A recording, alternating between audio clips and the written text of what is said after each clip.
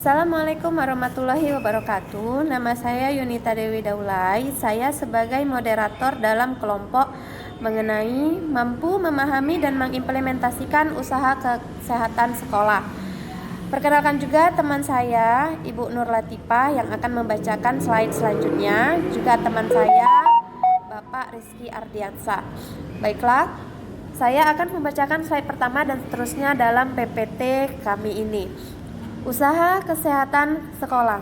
Pengertian usaha kesehatan sekolah adalah upaya membina dan mengembangkan kebiasaan hidup sehat yang dilakukan secara terpadu melalui program pendidikan dan pelayanan kesehatan di sekolah, perguruan agama, serta usaha-usaha yang dilakukan dalam rangka pembinaan dan pemeliharaan kesehatan di lingkungan sekolah.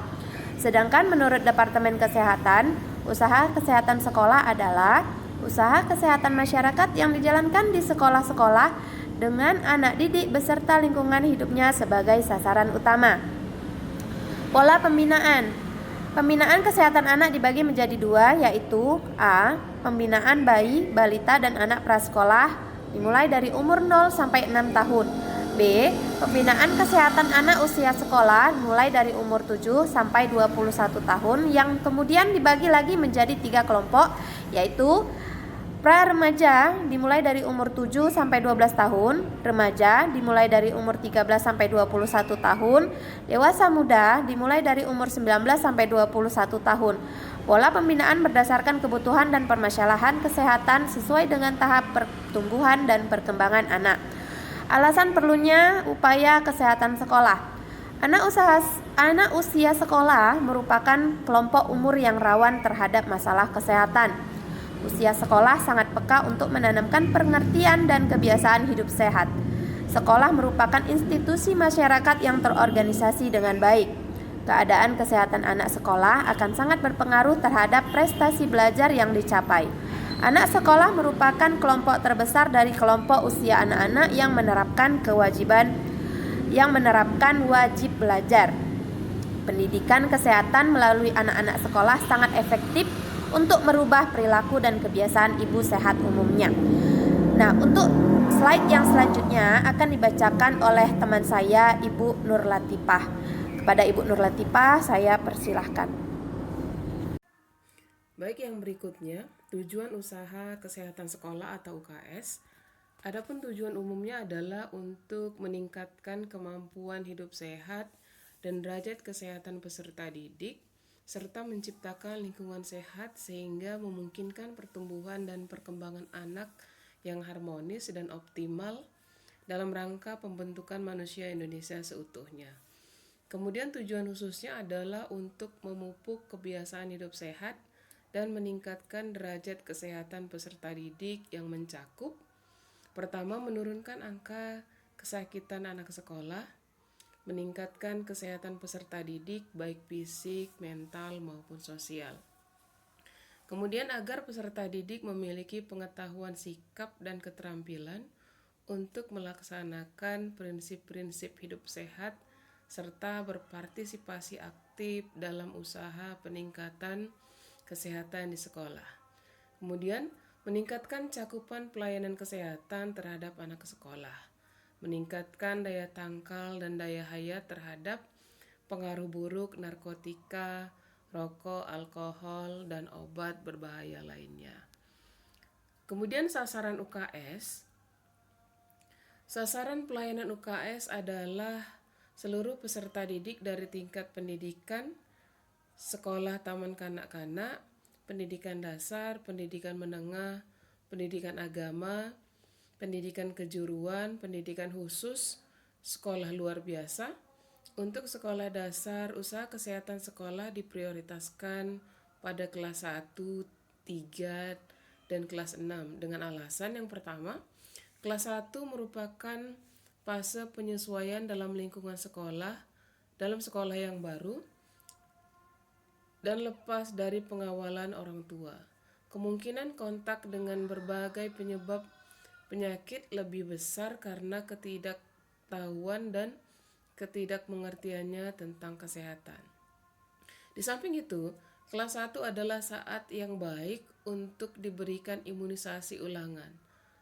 Pada kelas 1 ini, dilakukan penjaringan untuk mendeteksi kemungkinan timbul sehingga memudahkan pengawasan untuk jenjang berikutnya.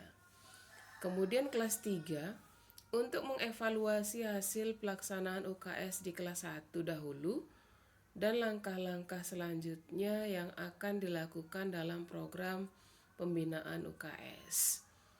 Kemudian kelas 6, dalam rangka mempersiapkan kesehatan peserta didik ke jenjang pendidikan selanjutnya, sehingga memerlukan pemeliharaan dan pemeriksaan kesehatan yang cukup. Kemudian yang berikutnya, ruang lingkup kegiatan UKS.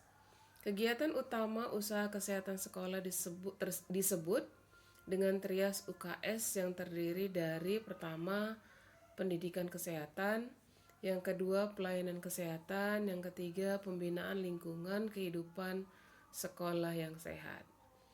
Dengan demikian, trias UKS merupakan perpaduan antara upaya pendidikan dengan upaya pelayanan kesehatan. Pendidikan kesehatan merupakan upaya pendidikan kesehatan yang dilaksanakan sesuai dengan kurikulum sekolah. Pelayanan kesehatan merupakan upaya kesehatan untuk meningkatkan derajat kesehatan peserta didik agar dapat tumbuh dan berkembang secara sehat, yang pada akhirnya dapat meningkatkan produktivitas belajar dan prestasi belajar.